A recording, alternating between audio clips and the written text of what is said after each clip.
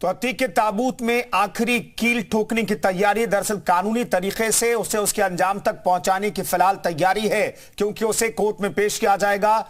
दरअसल उमेश पाल अपहरण मामले में उसकी पेशी होनी है, सजा का ऐलान होना है, फैसला आना है, उसके बाद सजा का ऐलान होगा। अगर दोषी पाया जाता है अतीक अहमद तो इस मसले पर बातचीत करने के लिए तमाम मेहमान हमारे साथ जुड़ रहे हैं। हमारे साथ कपिल श्रीवास्तव समाजवादी पार्टी के प्रवक्ता जुड़ रहे हैं, संजय चौधरी हमारे साथ प्रवक्ता बीजेपी के मौजूद हैं, अशोकधर द्विवेदी हमारे साथ पूर्व आईपीएस अधिकारी मौजूद हैं और आनंद त्रिपाठी हमारे साथ वकील साहब मौजूद हैं।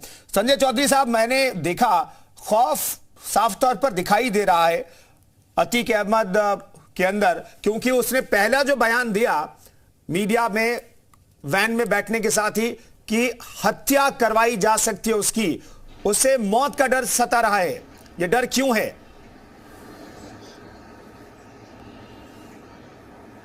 इसके डर के पीछे एकमात्र कारण है कि उस समय उत्तर प्रदेश में जो सरकार है वो संगठित अपराध के खिलाफ, माफियाओं के खिलाफ, आतंकियों के खिलाफ, भ्रष्टाचारियों के खिलाफ जिस प्रकार से कड़े कदम उठा रही है, जीरो टॉलरेंस की नीति पर काम कर रही है। और इसी के आधार पर उत्तर प्रदेश के बड़े बड़े माफिया जो नियमों का संरक्षण लेकर कभी दूर भी चले जाते थे, तो मुझे लगता है कि मुख्तार से लेकर अतीक तक अगर ये कह रहे हैं कि उत्तर प्रदेश में आने में उन्हें डर लग रहा है, जो दूसरों की हत्या करने में बड़े इठलाया करते थे आज अपनी हत्या की बात कर रहे हैं, तो ये डर स्वाभाविक है। और इस डर का एकमात्र कारण है कि उत्तर प्रदेश की सरकार अपराध के खिलाफ जीरो टॉलरेंस की नीति के आधार पर शानदार काम कर रही है, कठोरतम प्रयास कर रही है। और यही कारण है कि उत्तर प्रदेश के आने के पहले अतीक कह रहे हैं कि उनकी हत्या हो सकती है। उनको जो डर है वो डर वाजिब है कि उत्तर प्रदेश की सरकार ऐसे अराजक तत्वों के खिलाफ बहुत सख्त है। इसी कारण उनकी जो मंशा है वो ये दिखाई दे रही है कि उनकी आंखों में भय है और उनकी बातों में डर दिखाई दे रहा है। कपिल श्रीवास्तव साहब, क्या ये डर माफिया में होना जरूरी है? और ऐसे माफिया में जिस पर 100 के करीब मुकदमे चल रहे हों, क्या ये डर लगता है कि समाजवादी पार्टी को ये डर जरूरी है ऐसे माफिया के अंदर?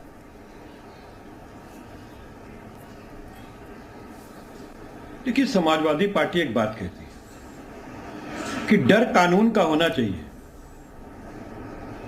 मार दिए जाने का नहीं होना चाहिए। कन्विक्शन अगर कल होनी है, मान लीजिए हो सकता है भाई वो ट्रायल हुआ है, ये तो मसला सब जुडिशरी है, बिल्कुल बिल्कुल, दंड पर हो सकता है सुनवाई होनी है, उसके बाद या हो सकता है दंड पे सुनवाई हुई हो और कल जो है वो फर्दर जो आदेश है वो आना है। तो ये जो न्यायालयी प्रक्रिया है उसके अनुसरण में अतीक आ रहे हैं और इसमें कहीं दो राय नहीं है कि कोई चार्जशीट लगाने के बाद कोई मामला पुलिस के हाथ में नहीं होता है जी। क्योंकि मैं खुद एक प्रैक्टिशनर हूं और क्रिमिनल साइट देखता हूं, इसलिए आपको कह रहा हूं। जी जी बिल्कुल।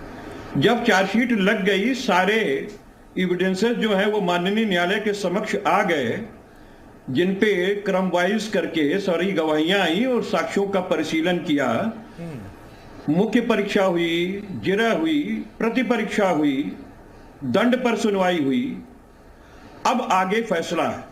ठीक है, ये एक न्यायालयी प्रक्रिया है, ये न तो सरकार के हाथ में न पुलिस के हाथ में, ये न्यायालय के हाथ में। तो फिर क्यों डर रहा है? ऐसा श्रेय लेना सर, यही तो सवाल है, फिर क्यों डर रहा है? प्रोपेगेंडा इसके अलावा नहीं है। कानून का राज है ना उत्तर प्रदेश में। मैं तो वही तो कह रहा हूं। अभी आपके अभी तो आप ही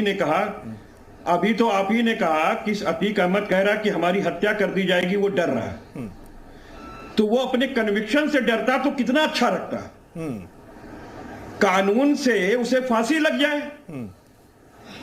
अगर उसने पाप किए हैं, अपराध किए हैं और साबित होता है कि अपराध किया है और माननीय न्यायालय कन्विक्ट करती है कि इन्हें तब तक जो है फांसी के फंदे पे लटकाया जाए जब तक कि इनकी अंतिम सांस ना हो जाए,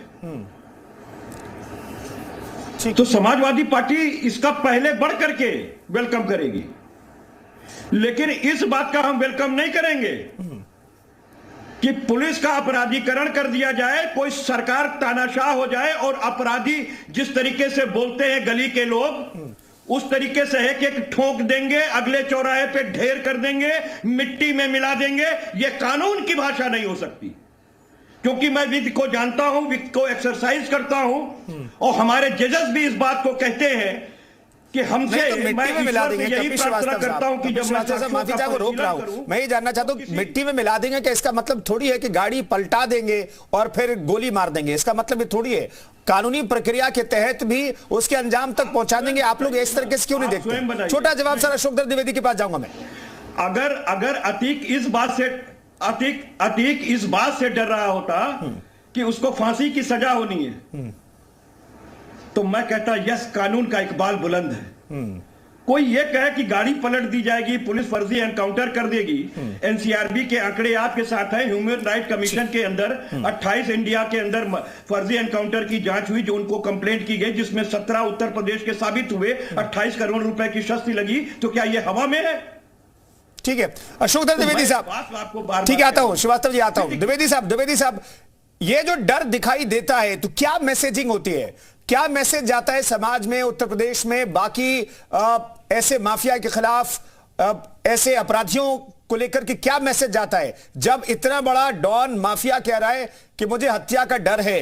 तो ये क्या सिर्फ ये डर दिखाता है कि भाई गाड़ी पलट जाएगी, उसकी हत्या कर दी जाएगी गैर कानूनी तरीके से, ये डर है, या फिर उसे डर लग रहा है कि उसको कानून के सामने पेश किया जा रहा है और कानून के नजरिए से उसे जो सजा मुकर्रर की जाएगी उससे वो डर रहा है?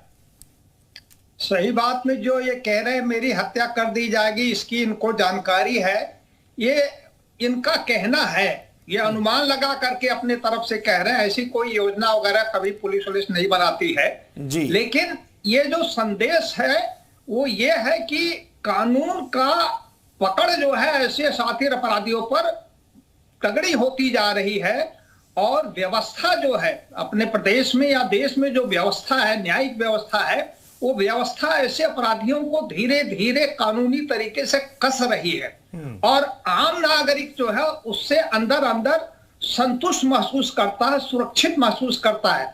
आम नागरिक को किसी अपराधी से मतलब नहीं, उसको शांति चाहिए, सुरक्षा चाहिए जो है, और इन अपराधियों से सुरक्षा जो भी सरकार, जो भी पुलिस, जो भी व्यवस्था देते है, उससे आम नागरिक संतुष्ट होता है। लेकिन एक बात और, अगर शातिर अपराधी के खिलाफ कार्रवाई होती है न्यायालय के माध्यम से, प्रक्रिया के अनुसार, नियम के अनुसार से, तो और जो तमाम छोटे अपराधी होते हैं वो डर जाते हैं, फिर वो आपराधिक गतिविधियों से दूर हो जाते हैं।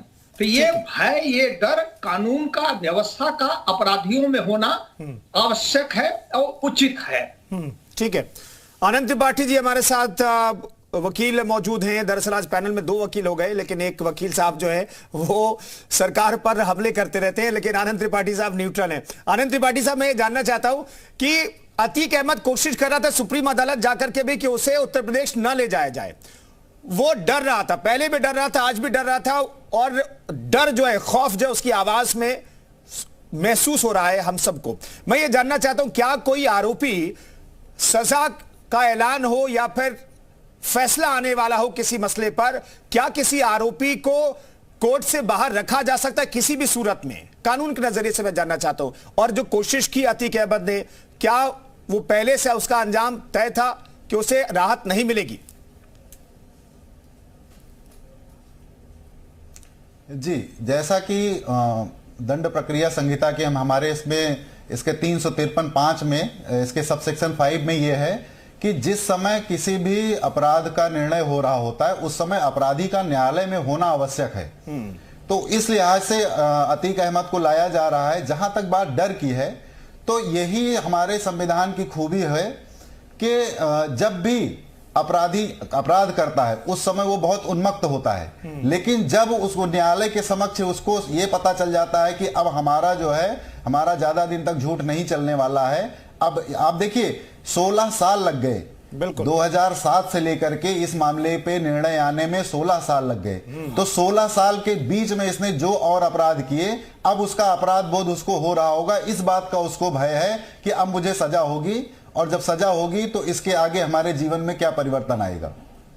जी जी, मौलिक हमारे सहयोगी लगातार उस वैन